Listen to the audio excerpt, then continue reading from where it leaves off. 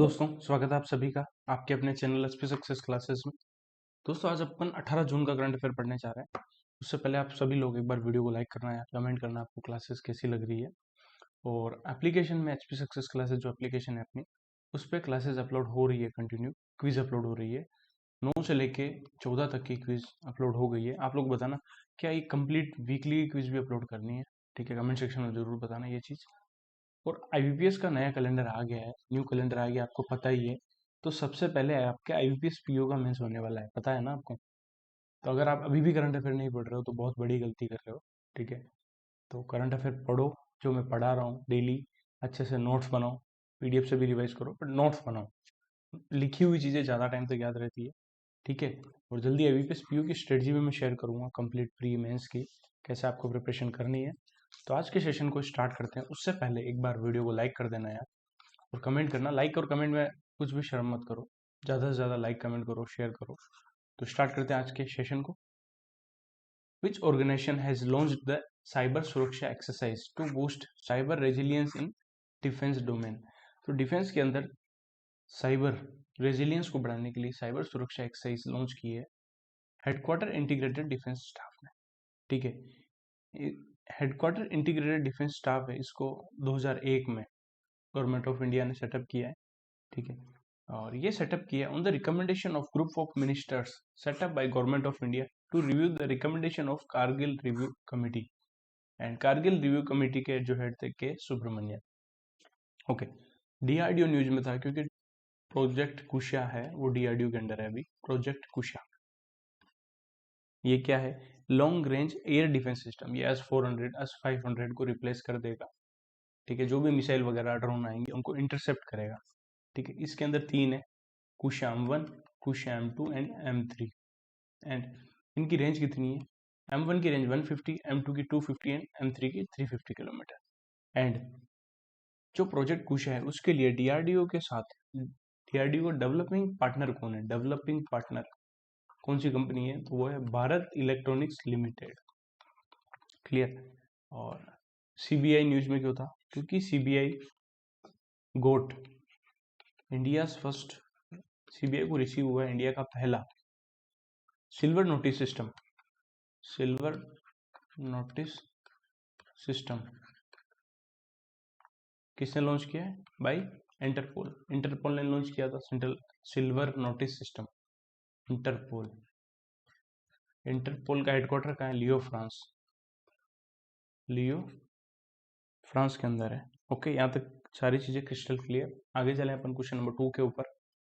South Africa ने अभी 3rd ICC world test championship का टाइटल जीता है। इन्होंने फाइनल में किसको हराया? तो फाइनल में इन्होंने हराया ऑस्ट्रेलिया को।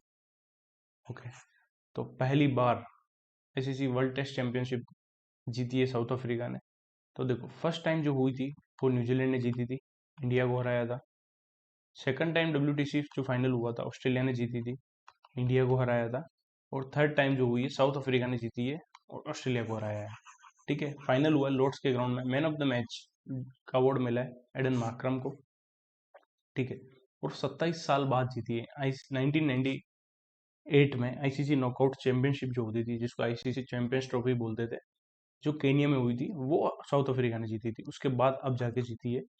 और 15 साल में पहली बार ऑस्ट्रेलिया आईसीसी टूर्नामेंट हराया है। ठीक है, और लास्ट टाइम इंग्लैंड ने ऑस्ट्रेलिया को कब हराया था? जो मैच T20 वर्ल्ड कप है उसके फाइनल में हराया था 2010 में वेस्ट इंडीज के अंदर। यहाँ तक सारी चीजें क्लियर। और अभी साउथ अफ्रीका से 2 लोग न्यूज में थे, ग्रीम स्मिथ एंड हाशिम अमला। क्यों? क्योंकि इनको आईसीसी हॉल ऑफ फेम में इंडक्ट किया है, आईसीसी हॉल ऑफ फेम में इंडक्ट किया है अभी। और किस किस को किया है? Daniel Vettori from New Zealand, Matthew header from Australia, and सारा Taylor from England, and Sana Mir from Pakistan, and MS Dhoni from India. इन 7 लोगों को आईसीसी हॉल ऑफ फेम में इंडक्ट किया है। MS धोनी 11th इंडियन बने हैं। ओके, और अभी एक कॉन्फ्रेंस हुई है IALA की। IALA क्या है? International organisation for marine aid to navigation, for marine aid to navigation. ठीक है, इसका सेकंड एडिशन कहाँ हुआ है? सेकंड एडिशन हुआ है फ्रांस में, और इसका वाइस प्रेसिडेंट है इंडिया। ओके, और फ्रांस न्यूज में क्यों था? क्योंकि यहाँ पे एक और कॉन्फ्रेंस हुई है, वो उसका थर्ड एडिशन हुआ, यूनाइटेड नेशन ओशियन कॉन्फ्रेंस, वो हुई है फ्रांस के नाइस में, फ्रांस। ठीक है, और यहीं पे इसी जो कॉन्फ्रेंस के अंदर फ्रांस और ब्राजील ने मिलकर एक इनिशिएटिव लॉन्च किया है। फ्रांस एंड ब्राजील ने मिलकर एक इनिशिएटिव लॉन्च किया, उसका नाम है blue NDC initiative, blue NDC challenge initiative launch किया है for ocean focus climate action, ocean focus climate action के लिए। ओके, यहाँ तक क्लियर सारी चीजें। क्वेश्चन नंबर 3 के ऊपर चलते हैं। Rudrastra is a hybrid vertical take off and landing drone. इसको डेवलप किसने किया है? इसको डेवलप किया है solar aerospace and defence system ने डेवलप किया है इसको। ठीक है, ये target, it can target enemy soldiers and positions with high accuracy, it can hit targets more than 50 kilometre away. ठीक है, बस नाम याद रखो, Rudrastra is a hybrid vertical take off and landing drone. किसने लॉन्च किया, डेवलप किया है? Solar aerospace and defence limited ने। ठीक है, उसके अलावा अभी आईआईटी मद्रास में भी एक सोलर पावर्ड कार बनी है, सोलर पावर कार बनी है, उसका नाम है अग्निया। अग्निया क्यों बनी है ये कंपीट करना चाहते हैं Bridgestone world solar challenge, Bridgestone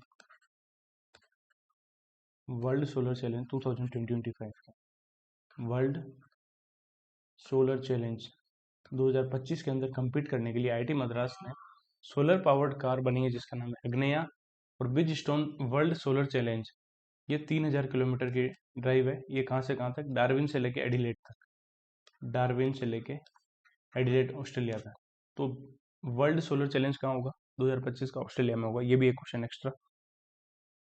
उसके अलावा अभी एक बुक आई थी, life's magic moments, life's magic moments, ये किसने लिखी है? ये लिखी है रस्किन बॉन्ड, रस्किन बॉन्ड ने। आगे चले क्वेश्चन नंबर 4 के ऊपर, Prasad scheme, pilgrimage and pilgrimage rejuvenation and spiritual augmentation drive, Prasad की फुल फॉर्म। ये कौन सी मिनिस्ट्री ने लॉन्च की है? तो फुल फॉर्म भी याद रखनी है। ठीक है, तो मिनिस्ट्री ऑफ टूरिज्म ने लॉन्च की है pilgrimage rejuvenation and spiritual augmentation drive. क्या है ये स्कीम? प्रसाद स्कीम 2014-15 में लॉन्च की थी मिनिस्ट्री ऑफ टूरिज्म ने। ठीक है, और प्राइमरी ऑब्जेक्टिव क्या है इस स्कीम का? To develop tourism infrastructure at pilgrimage and heritage sites, ensuring a more encouraging enriching experience for pilgrims and heritage enthusiast. कुल मिला के जो प्रसाद स्कीम है, इसका मेन एम क्या है? डेवलप करना टूरिज्म इंफ्रास्ट्रक्चर का at pilgrimage and heritage site में। ठीक है, जो भी धार्मिक स्थान है वहां पे टूरिज्म इंफ्रास्ट्रक्चर को डेवलप करना, ये प्रसाद स्कीम का मेन मोटिव है। ठीक है, और ये मिनिस्ट्री प्रोवाइड करती है financial assistance to state government and UT administration for the development of tourism infrastructure, वही चीज सब है। ठीक है, उसके अलावा मिनिस्ट्री ऑफ पोस्ट न्यूज में था क्योंकि इन्होंने ज्ञान पोस्ट लॉन्च किया है। ज्ञान, ये क्या करेगा? ये इनिशिएटिव के थ्रू ये डिलीवर करेगा एजुकेशनल बुक्स डिलीवर होगी। ठीक है, उसके अलावा ministry of agriculture and farmer welfare news में क्यों था? एक सेकंड, क्योंकि इन्होंने एक इनिशिएटिव लॉन्च किया है, क्रॉपिक इनिशिएटिव, क्रॉपिक इनिशिएटिव लॉन्च किया है प्रधानमंत्री फसल बीमा योजना के, फसल बीमा योजना के अंडर क्रॉपिक इनिशिएटिव। क्रॉपिक इनिशिएटिव की फुल फॉर्म क्या है? Collection of real time, collection of real time observation and photo of crops ये क्रॉपिक की फुल फॉर्म है। ये क्या करेगी? ये ऑटोमेटिक जो क्रॉप का है, क्रॉप का जो लॉस हुआ है उसका असेसमेंट करेगी। ठीक है, जो भी क्लेम होगा प्रधानमंत्री फसल बीमा योजना का, उसके सेटलमेंट को फास्ट करेगी। क्रॉपिंग इनिशिएटिव की फुल फॉर्म याद रखनी है, इंपॉर्टेंट है। मिनिस्ट्री ऑफ कॉमर्स के under SEZ social economic zone जो है मिनिस्ट्री ऑफ कॉमर्स के अंडर आता है। इसके लिए मिनिमम कॉन्टिजियस जो लैंड रिक्वायरमेंट है वह गवर्नमेंट ऑफ इंडिया ने पहले 50 हेक्टेयर से घटा के अभी कितना कर दिया, 10 हेक्टेयर कर दिया। Very important question. Question number 5 के ऊपर चलते हैं, उससे पहले एक मिनट, हाँ सब प्रॉपर है। Question number 5, global education monitoring report अभी किसने पब्लिश की है, तो वो की है यूनेस्को ने। Global Education Monitoring Team report, the global out of school population is now estimated to be 272 million. तो global out of school population कितनी है अभी, 272 मिलियन। ठीक है, लास्ट एस्टिमेट से 21 मिलियन ज्यादा है। It is an annual publication produced by UNESCO. It is an authoritative and evidence based assessment of progress, challenge and trends in education world wide. ठीक है, और ये मॉनिटर एंड एनालाइज करेगा global education trends को। बस आपको नाम याद रखना है, ग्लोबल एजुकेशन मॉनिटरिंग रिपोर्ट कौन रिलीज करता है, यूनेस्को। कौन करता है, यूनेस्को। देन अभी इंटरनेशनल लेबर ऑर्गेनाइजेशन न्यूज में था, काफी इंपॉर्टेंट डेटा इन्होंने रिलीज किया है। इन्होंने बोला है कि अभी भी 160 मिलियन चिल्ड्रन है वो स्टिल इंगेज्ड है इन चाइल्ड लेबर के अंदर। ये डेटा कब रिलीज किया, इंटरनेशनल लेबर ऑर्गेनाइजेशन ने ये डेटा रिलीज किया world day against child labour, world day against child labour जो आता है 12 जून को। उसी दिन बताया कितने चिल्ड्रन अभी भी चाइल्ड लेबर में इंगेज्ड है, 160 मिलियन। ठीक है, और इसकी थीम क्या थी, वर्ल्ड अगेंस्ट चाइल्ड लेबर की इसकी थीम थी प्रोग्रेस इज क्लियर। प्रोग्रेस जो है वो क्लियर है, but there is more to do, but there is more to do. Clear है यहाँ तक सारी चीज। और एक और डे था वर्ल्ड ब्लड डोनर डे, 14 जून को आता है, जिसकी थीम थी give blood give hope. Next चले क्वेश्चन नंबर 6 के ऊपर। Which city has officially submitted its nomination for inclusion in the UNESCO's Creative Cities Network to be titled City of Gastronomy? तो city of gastronomy के लिए कौन सी city ने अपना submission दिया है नॉमिनेशन के तौर पे, तो वो दिया है लखनऊ ने। इससे पहले सिटी ऑफ गैस्ट्रोनॉमी में हैदराबाद को इंक्लूड किया था, हैदराबाद को इंक्लूड किया था। ठीक है, ये यूनेस्को करता है, UNESCO creative city of network के अंदर city of gastronomy Lucknow. Total 10 city, Indian city को इसका पार्ट बनाया है। कोझिकोड को लिटरेचर के अंदर, ग्वालियर को म्यूजिक के अंदर, Jaipur craft and folk arts, Varanasi में को भी म्यूजिक, चेन्नई म्यूजिक, मुंबई को फिल्म एंड गैस्ट्रोनॉमी में हैदराबाद, श्रीनगर को क्राफ्ट एंड फोक आर्ट्स। ठीक है, और अभी आसाम गवर्नमेंट ने एक अवार्ड रिलीज किया है।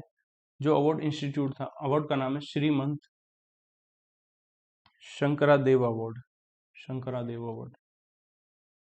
इसमें 5 लाख रुपए का कैश प्राइज मिलता है। ये अवार्ड अभी किसको दिया है, तो 2023 श्रीमंत शंकरादेव अवार्ड अभी दिया है सोनल मानसिंह को, सोनल मानसिंह को। ओके, और अभी एक वाइल्ड लाइफ सेंचुरी न्यूज में थी, उसका नाम है Surinsar Mansar wild life sanctuary, Surinsar Mansar wild life sanctuary. ये जम्मू कश्मीर के अंदर है और ये अभी न्यूज में थी। और सुरिनसार वाइल्ड लाइफ सेंचुरी को रामसर साइट 2005 में डिक्लेयर किया था। वर्ल्ड वेटलैंड डे कब मनाते हैं, 2 फरवरी को। ठीक है, और अभी रिसेंट रामसर साइट जो ऐड हुई है वो कमेंट सेक्शन में बताओ। क्वेश्चन नंबर 7 के ऊपर चलते हैं। किसको भी high level multi disciplinary committee का हेड बनाया गवर्नमेंट ऑफ इंडिया ने, to investigate the crash of Air India fighter flight number AI-171 जो अभी अहमदाबाद में क्रैश हुआ है। उसके लिए गवर्नमेंट ऑफ इंडिया ने उसका इन्वेस्टिगेशन करने के लिए एक कमेटी बनाई है। ठीक है, उस कमेटी के हेड कौन है, बस आपको इतना याद रखना है। तो कमेटी के हेड है गोविंद मोहन। ठीक है, और ये जो फ्लाइट थी 171 एयर इंडिया की फ्लाइट थी, और ये कहाँ जा रही थी, ये लंदन के गैटविक एयरपोर्ट पर जा रही थी। ओके, और ये बोइंग ड्रीम लाइनर 747 एयरक्राफ्ट था। ठीक है, एरोप्लेन था। उसके अलावा अभी अपन ने देखा था एक इंडिया में टेक्सटाइल एक्सपोर्ट को बूस्ट करने के लिए भी एक टास्क फोर्स बनाया था। इंडिया के अंदर टेक्सटाइल एक्सपोर्ट को बूस्ट करने के लिए टास्क फोर्स बनाया। उसके हेड कौन है? उसके हेड है सुनील भारतवाल। सुनील भारतवाल, ठीक है। और अहमदाबाद में जो क्रैश हुआ है उसका इन्वेस्टिगेशन करने के लिए गवर्नमेंट ऑफ इंडिया ने एक कमेटी बनाई। उसके हेड है गोविंद मोहन। यहाँ तक सारी चीज क्लियर है। और एक और बुक आई है the chief minister and the spy. Chief minister and the spy. इस बुक के ऑथर कौन है? वो है S Dulat. S Dulat, okay. Next चले क्वेश्चन नंबर 8 के ऊपर। Very important question. Which Indian state has added the maximum capacity in wind energy in 2024-25? इस क्वेश्चन के अंदर ही 4-5 क्वेश्चन है। तो विंड एनर्जी में मैक्सिमम कैपेसिटी कौन से स्टेट ने ऐड की है? तो विंड एनर्जी में ऐड की है कर्नाटका ने, ठीक है। तो 2024-25 में मैक्सिमम जो एडिशन किया है कर्नाटक ने किया है 1331 मेगावाट, तमिलनाडु ने किया है 1136, गुजरात ने किया है 954 मेगावाट, ठीक है। ये विंड एनर्जी की है 24-25 के अंदर, ठीक है। और अभी 31 मार्च 2025 का डेटा देखें तो उसमें जो टॉप विंड एनर्जी स्टेट है, ये तो एडिशन किया 24-25 फाइनेंशियल ईयर, ठीक है। और 31 मार्च 2025 तक देखें अपन, जो टॉप विंड एनर्जी स्टेट है वो है गुजरात 12,600 मेगावाट, तमिलनाडु 11,739, कर्नाटक 7,351 एंड महाराष्ट्र है 5,284 एंड फिफ्थ पे है राजस्थान। ये टोटल बात कर रहे हैं, ठीक है। और ये एडिशन की बात हो रही है, यहाँ तक क्लियर हो गया। उसके अलावा क्या बोला है? और countries total installed wind energy capacity कितनी बढ़ गई है? 51.5 गीगावाट हो गई है। पहले थी 46.42 गीगावाट और 10.5% की ग्रोथ हुई है। तो टोटल विंड एनर्जी कैपेसिटी में कितनी ग्रोथ हुई है? 10.5% की ग्रोथ हुई है। And government of India has set a target to meet 50% of India's energy demand from non-fossil fuel sources by 2030 to achieve net zero carbon emission by 2070, ठीक है। 2070 तक इंडिया को net zero carbon emission achieve करने के लिए 50% जो India की energy demand है वो नॉन फोसिल फ्यूल से आनी चाहिए 2030 तक। ये गवर्नमेंट ऑफ इंडिया का टारगेट था। And total installed wind power capacity 31 मई 2025 तक कितनी है इंडिया की? 31 मई 2025 तक टोटल वो है 51,292.25 मेगावाट, 51,292.25 मेगावाट। ये टोटल विंड पावर कैपेसिटी है, ठीक है। और टोटल एडिशन कितना हुआ है? 4151 मेगावाट एड हुआ है 24-25 के अंदर, ओके। और इंडिया जो है वर्ल्ड में fourth largest installed wind power capacity के अंदर है। टॉप 4 में इंडिया विंड पावर में, नंबर 1 पे चाइना, नंबर 2 पे यूएसए, नंबर 3 पे जर्मनी एंड 4th पे इंडिया। तो ग्लोबल एनर्जी डे कब मनाते हैं? Wind energy day, sorry, global wind energy day हर बार 15 जून को मनाते हैं। इस बार की थीम क्या है? थीम है पवन ऊर्जा, powering the future of India. ये इसकी थीम है, पवन ऊर्जा powering the future of India, ठीक है। क्रिस्टल क्लियर, सारा डेटा क्लियर हो गया। कितना ऐड हुआ है? सबसे ज्यादा ऐड कौन से स्टेट ने किया है? अगर ये पूछे तो कर्नाटक 1331 मेगावाट। और अगर ओवरऑल पूछे कि टॉप पे कौन है 31 मार्च तक, तो गुजरात है 12,600 मेगावाट के साथ, फिर तमिलनाडु, फिर कर्नाटक है। टोटल इंडिया की जो कैपेसिटी है विंड पावर की 31 मई 2025 तक वो कितनी? 51,292। और टोटल अगर 24-25 की बात करें तो उसमें इंडिया ने कितनी कैपेसिटी ऐड की है विंड की? 4151। क्लियर हो गया। अब बात करें 9 नंबर पे। Which country has conferred its highest civilian award the grand cross of the order of Makarios 3 award to prime minister Modi? तो कौन सी कंट्री ने अभी ऑनर किया है उनके हाईएस्ट सिविलियन ऑनर अवार्ड से, जिसका नाम है grand cross of the order of Makarios 3? तो ये है साइप्रस। अभी मोदी जी विजिट पे गए 3 nation, Cyprus, Canada and Croatia. और सबसे पहले गए वो कहाँ गए? साइप्रस में, ठीक है। वहीं पर ये अवार्ड मिला है। और अभी इंडोनेशिया ने वर्ल्ड बैंक के साथ मिलके लॉन्च किया है coral bond to conserve coral reef, to conserve coral reef ecosystem in Indonesia. तो इंडोनेशिया के अंदर कोरल रीफ को कंजर्व करने के लिए कोरल बॉन्ड के साथ लॉन्च किया इंडोनेशिया ने वर्ल्ड बैंक के साथ। और अभी एक एक्सरसाइज हुई है, पैसेज एक्सरसाइज, वो इंडिया और यूके के बीच में हुई है। कहाँ पे? नॉर्थ अरेबियन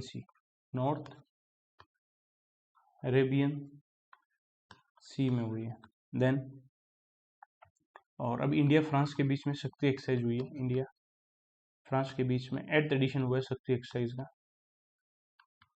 एक्सरसाइज का। वो कहाँ हुआ है? वो फ्रांस में हुई है। ओके, नेक्स्ट चले क्वेश्चन नंबर 10 के ऊपर, जो सबसे इंपॉर्टेंट है, बहुत ही ज़्यादा इंपॉर्टेंट डेटा मैं बताऊंगा इसके अंदर। Who is the first person of Indian origin to be elected as the president of American medical association? तो 178 साल की हिस्ट्री में फर्स्ट इंडियन ओरिजिन कौन है जो प्रेसिडेंट बने अमेरिकन मेडिकल एसोसिएशन के? तो वो कौन बने? वो बने श्रीनिवास मुक्कामाला। ओके, अब एक्स्ट्रा जो चीज अपन पढ़ने वाले हैं वो पढ़ने वाले global gender gap report, global gender gap report, ठीक है, या इंडेक्स बोल दो। ये 2025 का भी रिलीज हुआ है। ये 19th एडिशन था। किसने रिलीज किया? वर्ल्ड इकोनॉमिक फोरम, जिसका हेडक्वार्टर कोलोगनी जेनेवा में है। इस इंडेक्स में इंडिया की रैंक कितनी है? इंडिया की रैंक है 131 आउट ऑफ 148। 148 पे कौन है? लास्ट में पाकिस्तान है। ओके, और जो ग्लोबल जेंडर गैप रिपोर्ट आती है वो 4 एरिया में 4 इंडिकेटर को चेक करके आती है। 4 इंडिकेटर कौन है? Economic participation and opportunity, number 1 economic participation and opportunity, number 2 education attainment,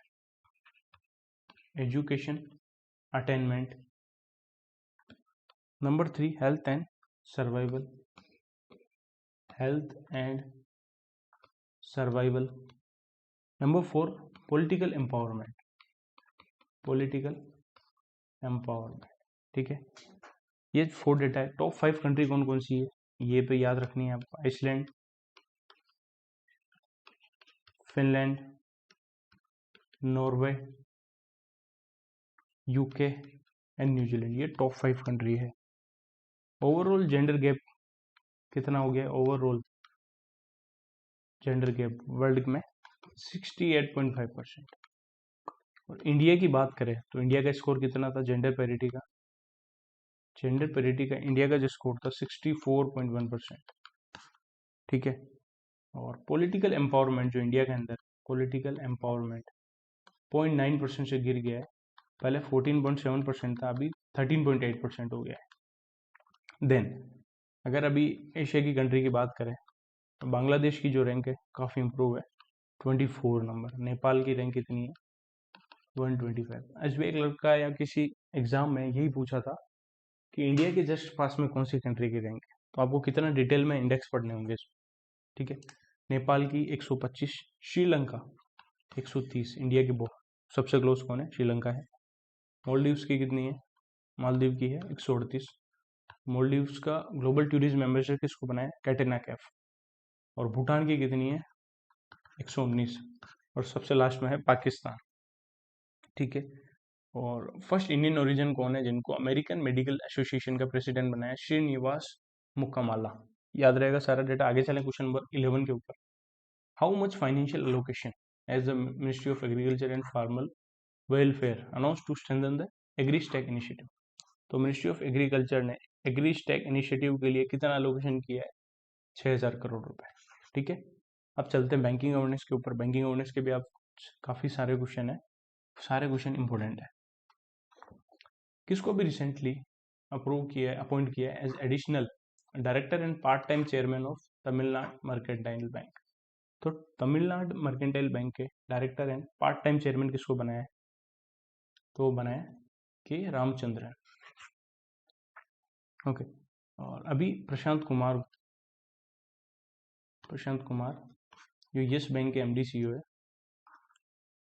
yes bank के एमडी सीईओ है, उनको 6 मंथ का एक्सटेंशन दिया है।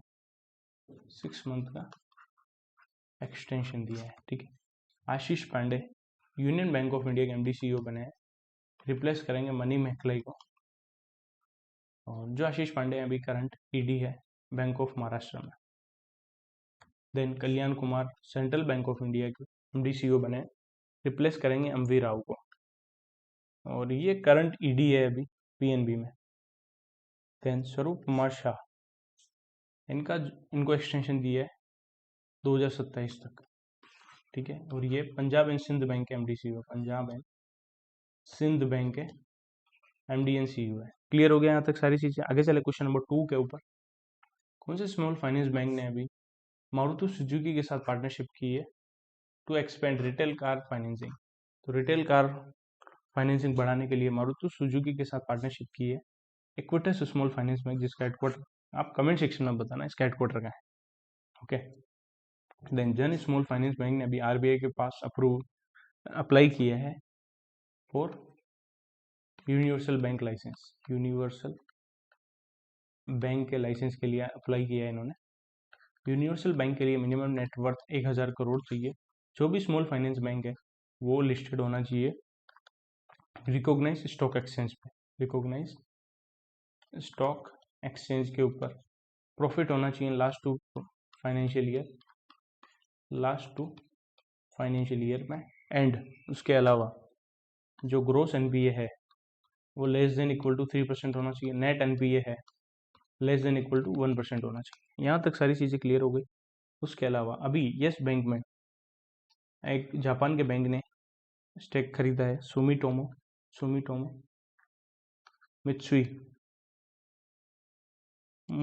मित्सुई ऐसे कुछ नाम है।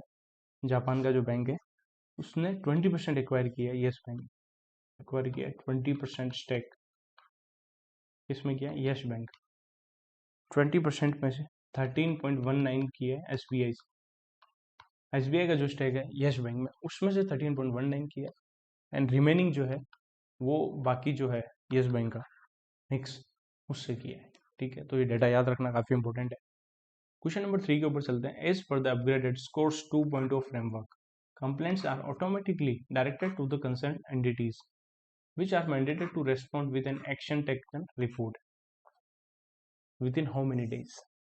ठीक है। तो स्कोर्स 2.0 जो पोर्टल है, ठीक है, उसमें ये बताया है कि जो भी कंप्लेन है वो ऑटोमेटिकली कंसर्न एंटिटीज के पास चली जाएगी। किसके साथ? एक्शन टेकन रिपोर्ट के साथ। कितने दिन में? 21 डेज में। ठीक है।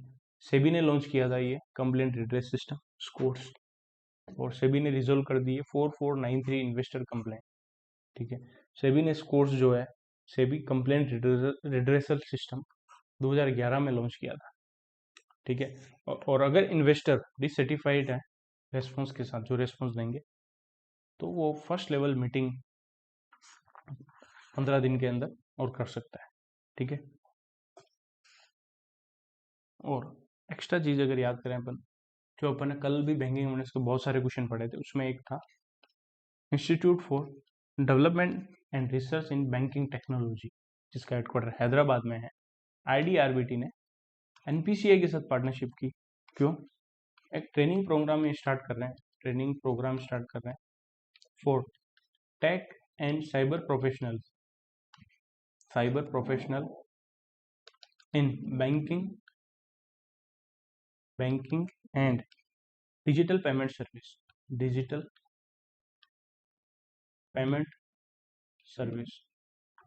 तो banking and digital payment service में कोई भी साइबर थ्रेट ना हो, उसके लिए ये ट्रेनिंग स्टार्ट कर रहा है साइबर प्रोफेशनल्स की। कौन कर रहा है? आईडीआरबीटी और एनपीसीआई मिलकर कर रहा है। क्वेश्चन नंबर 4 के ऊपर चलते हैं। What is the suffix that must be used in UPI handles of SEBI registered intermediaries as per the new rule? तो @वैलिड यूज करना है यूपीआई हैंडल, जो सेबी रजिस्टर्ड यूपीआई हैंडल है उसके ऊपर। तो सेबी ने दो की इन्वेस्टर प्रोटेक्शन मेजर लॉन्च किए हैं। एक तो है वैलिड यूपीआई सेफगार्ड के लिए, and SEBI check verification tool launch किया है। ठीक है। Validated UPI handle. SEBI registered intermediary must use structured UPI ID with a @valid suffix, ensuring authenticity. तो जो भी UPI ID है उसको वेरीफाई करने के लिए सेबी ने एक सफिक्स लॉन्च किया वैलिड, उसमें @वैलिड लगाना है। और दूसरा लॉन्च किया सेबी चेक वोट टूल। ये डिजिटल वेरिफिकेशन सिस्टम है जो इन्वेस्टर को अलाउ करेगा to confirm UPI ID, bank detail and IFSC code before transaction से पहले। ये सब चीजें आप चेक कर सकते हो। तो दो चीजें लॉन्च की है सेबी ने, valid and SEBI check verification tool. ठीक है। ICICI bank Tata memorial centre के साथ मिलकर, टाटा मेमोरियल सेंटर के साथ मिलकर एक नया कैंसर का ब्लॉक बना रहा है, न्यू कैंसर की बिल्डिंग बना रहा है। कहाँ पे? At Homi Bhabha cancer hospital, Homi Bhabha cancer hospital in Visakhapatnam, Andhra Pradesh. कितने करोड़ की? 550 करोड़ रुपए। ठीक है। क्वेश्चन नंबर 5 के ऊपर चलते हैं। Which of the following stock exchange received SEBI's approval in June to launch monthly electricity futures contract aimed at supporting long-term power market reforms and providing hedging tools against electricity price volatility?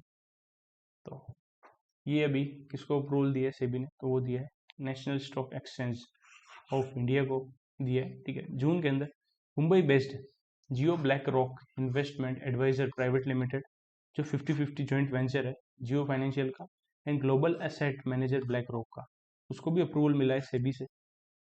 And Bombay stock exchange को भी to commence operation as an investment adviser in India. तो investment adviser in India का approval किसको मिला है? ठीक है। तो वो मिला है Jio black rock investment adviser private limited. और एनएसई को भी अप्रूवल मिल गया है to launch monthly electricity future contracts, monthly electricity future contracts launch करने के लिए अप्रूवल किससे मिला है? सेबी से। उसके अलावा अभी एनटीपीसी को फॉरेन करेंसी लोन मिला है, फॉरेन करेंसी लोन मिला है। कितने अमाउंट का? $750 मिलियन का, $750 मिलियन का। उसमें से $500 मिलियन जो बेस अमाउंट है वो bank of Baroda, base amount मिलेगा बैंक ऑफ बड़ौदा की जो गिफ्ट सिटी में ब्रांच है वहां से। एंड $250 मिलियन मिलेगा ग्रीन शू ऑप्शन, वो मिलेगा एचडीएफसी बैंक, ग्रीन शू ऑप्शन जो एचडीएफसी बैंक है वो उससे मिलेगा। ठीक है। क्वेश्चन नंबर 6 के ऊपर चलते हैं। Mention the urban cooperative bank that recently received scheduled bank status from RBI becoming the 50th cooperative bank in India. तो वो है विश्वेश्वर सहकारी बैंक लिमिटेड, जो पुणे के अंदर है। और शेड्यूल कमर्शियल बैंक एक तो होता है schedule commercial bank and schedule cooperative bank, दो टाइप के बैंक होते हैं शेड्यूल बैंक्स। ठीक है। तो जो भी इंटरेस्टेड बैंक है required to maintain minimum capital of 5 lakh. ठीक है। In case of schedule cooperative bank. Commercial bank, schedule commercial bank के लिए मिनिमम कैपिटल 100 करोड़ है। ठीक है।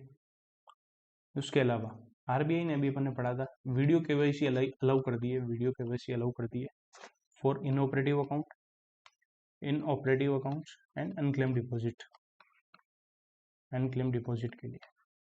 ठीक है। इनऑपरेटिव अकाउंट कब होगा? 2 साल के बाद। ठीक है। नेक्स्ट चले क्वेश्चन नंबर 7 के ऊपर। Which organisation paid a dividend of 8076 crore to the government of India for the financial year 25 in June 2025? तो स्टेट बैंक ऑफ इंडिया ने गवर्नमेंट को 8076 करोड़ का डिविडेंड दिया है। एसबीआई के चेयरमैन कौन है अभी? चल्ला श्रीनिवास सेठी, CS सेठी है। ओके। और अभी एशियन डेवलपमेंट बैंक ने $109.97 मिलियन का लोन दिया है to enhance advanced skill and employability in Gujarat. तो गुजरात में जो एम्प्लॉय है उनकी स्किल बढ़ाने के लिए $109.97 मिलियन का लोन दिया है एडीबी ने। एडीबी ने ही त्रिपुरा को भी दिया है, $85 मिलियन का लोन दिया है त्रिपुरा को ग्रीन इंफ्रास्ट्रक्चर अपग्रेड के लिए, उसके लिए। उसके अलावा वर्ल्ड बैंक ने $250 मिलियन का लोन दिया है इंगा 3 हाइड्रो पावर प्रोजेक्ट के लिए डेमोक्रेटिक रिपब्लिक ऑफ कोंगो को दिया है। यहाँ तक सारी चीजें क्लियर हो गई। क्वेश्चन नंबर 8 के ऊपर चलते हैं। जून के अंदर कौन सी कंपनी ने लॉन्च किया इंडस्ट्री का पहला fully digital business loan 24/7 product for MSME, aiming to provide seamless and instant credit access to MSME. तो MSME को इंस्टेंट क्रेडिट प्रोवाइड करने के लिए बिजनेस लोन 24/7 प्रोडक्ट किसने लॉन्च किया है? वो किया है पूनावाला फिनकॉर्प लिमिटेड ने। नेक्स्ट क्वेश्चन पे चलते हैं। Name the elder care concierge service launch in June 2025 by Policy Bazaar insurance broker limited. तो Policy Bazaar insurance broker limited ने कौन सी सर्विस लॉन्च की एल्डर केयर के लिए? तो वो लॉन्च की है सारथी।